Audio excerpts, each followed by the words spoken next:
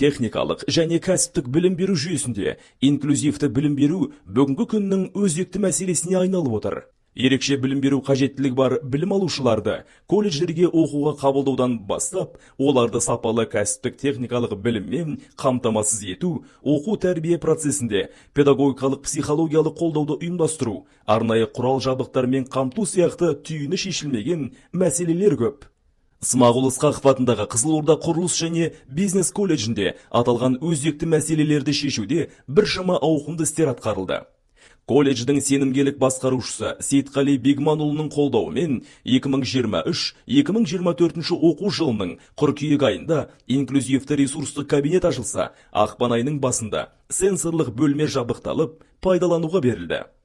Мақсат ерекше білім беру қажеттілігі бар білім алушыларды оқыту, тәрбиелеу және дамытудың тиімді ортасын құру, оқу тәрбие процесін педагогикалық психологиялық қолдауды дұрыс ұйымдастыру, ерекше білім беру қажеттілігі бар білім алушылардың өздерін осы қоғамның толыққанды мүшесі ретінде сезіне алу үшін, оларға түсетін психоэмоционалдық жүктемені азайту үшін қажетті алғышарттарды жасау.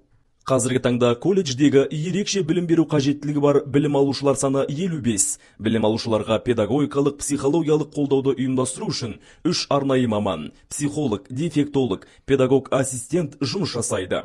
Инклюзивті ресурстық кабинет сабаққа арналған жиһаздармен, құрал жабдықтармен, арнайы оқу үстелдері, орындықтар, магнитті тақта, интерактивті тақта, көз зердесі зақымданған білім алушыларға арналған компьютер, перне тақта, сонымен қатар жеке және топтық сабақтар жүргізуге арналған жұмсақ жиһаздармен, пуфиктермен, массажды доптар, дидактикалық және иллюстрациялық материалдармен, оқулықтармен жабдықталған. Кабинетте бекітілген кесте бойынша арнайы мамандардың, психологтың, дефектологтың, педагог-ассистенттің жеке түзету дамыту жұмыстары жүргізіледі.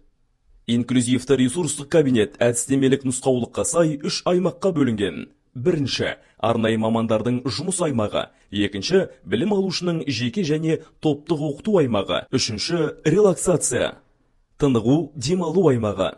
Сенсорлық бөлме 2 мақсатты аймаққа бөлінген. Белсенді емес аймақ, яғни релакс аймағы, немесе қараңғы бөлме және белсенді аймақ, яғни жарық бөлме. Сенсорлық бөлменің мақсатты аймақтары тиісті құрал жабдықтармен толық жабдықталған. Жұмсақ пуфтар, айна, ауа көпіршікті түтікше, гимнастикалық доптар, интерактивті бассейн, интерактивті пуфтар, гамак, қол және аяқ моторикасын дамытуға арналған балансирлер, айна шар, интерактивті тақта, швед стенкасы, маттар, сенсорлық жолақты жолдар, түрлі сәулелі жарықтық элементті құралдар. Сенсорлық бөлмені тек ерекше білім беру қажеттілігі бар білім алушылар үшін ғана емес, қалыпты білім алушылар үшін де, сонымен қатар колледж қызметкерлері үшін де пайдалану жоспарлануда.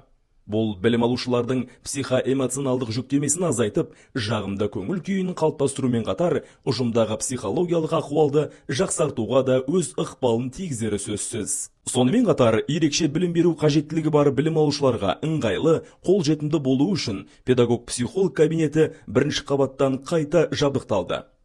Психолог кабинеті білім алушы өзін жайлы, қауіпсіз сезіну үшін үй атмосферасына жақын үлгіде жабдықталған. Кабинет жағымды көңіл күйді тудыру үшін жарқын, қанық, ашық түстермен безендірілген.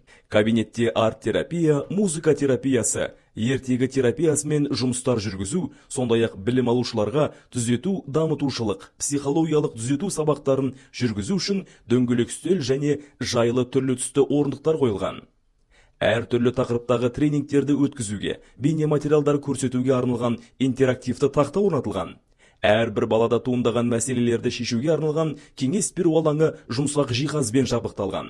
Ерекше білім беру қажеттілігі бар білім алушыларды кәсіптік даярлау процесінде олардың қоғамға, әлеуметтік өмірге етене араласуы, өз күштеріне сенімді болулары, достарымен, қоршаған ортамен толыққанды қарым-қатынасқа түсе алулары үшін барлық жағдай жасалып, жұмысты тиімді ұйымдастыруға қажетті ішкі нормативтік, құқықтық құжаттар дайындалған.